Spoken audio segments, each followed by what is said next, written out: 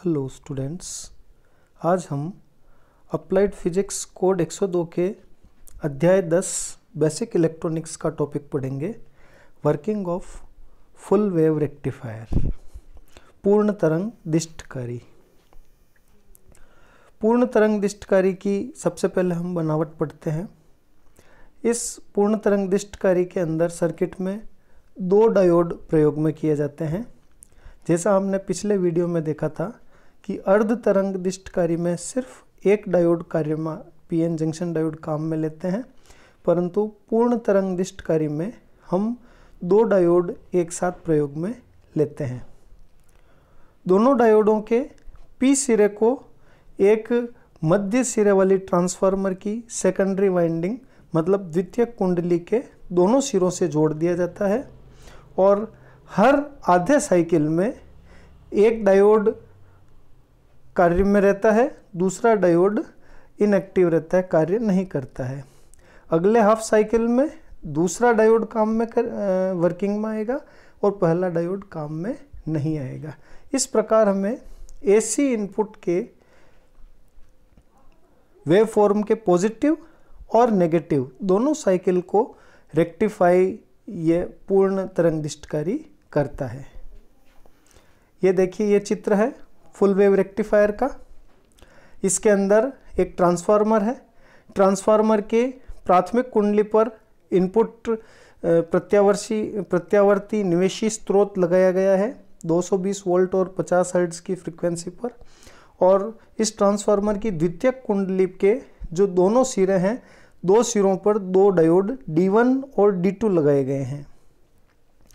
दोनों diode D1 और D2 के N सिरा जो है आगे, उन दोनों को आगे जोड़कर लोड RL, लोड प्रतिरोध RL की सहायता से द्वितीयक कुंडली के मध्य सिरे पर इसको जोड़ दिया जाता है। इस प्रकार देखिए, यहाँ पर दो लूप बन गए हैं। डायोड D1 का एक लूप है, डायोड D2 का दूसरा लूप है। जब ए सिरे से करंट हाई होगी तो ए सिरे पर धनात्मक वोल्टता होगी, तो डायोड D1 से होती हुई, जैसा तीर से बताया गया है, D1 से पास होती हुई लोड प्रतिरोध RL के सहायता से द्वितीयक कुंडली के मध्य सिरे पर पहुंचेगी। जब उच्च वोल्टता सिरे पर B पर होगी, तब धारा का जो सिग्नल है वो D2 से पास होता हुआ, D2 से आगे जैसा तीर बताया हुआ है, अपनी लूप में होता हुआ लोड प्रतिरोध RL से होता हुआ द्वितीयक कुंडली के मध्य सिरे तक पहुंचेगा। अब हम आइए इसकी क्रियाविधि देखते हैं।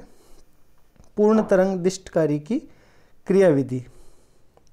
जब डायोड D1 फॉरवर्ड बायस में स्थित होता है तो यह करंट को आगे जाने देगा, और उस समय डायोड D2 रिवर्स बायस की पोजीशन पे होगा और वह करंट को आगे जाने नहीं देगा D2।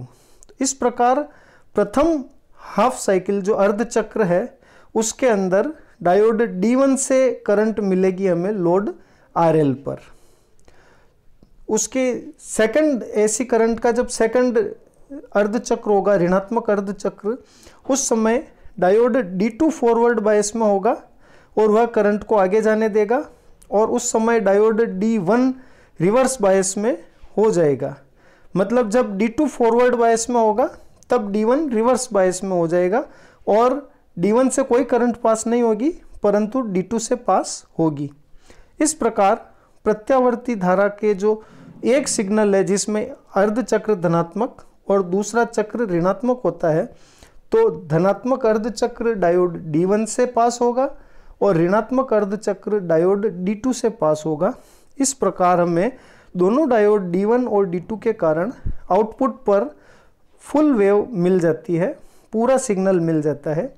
इसीलिए इसे पूर्ण तरंग दिष्टकारी कहते हैं। ये देखिए, चित्र में तरंग प्रतिरूप बताया गया है। इसकी सहायता से हम समझ जाएंगे।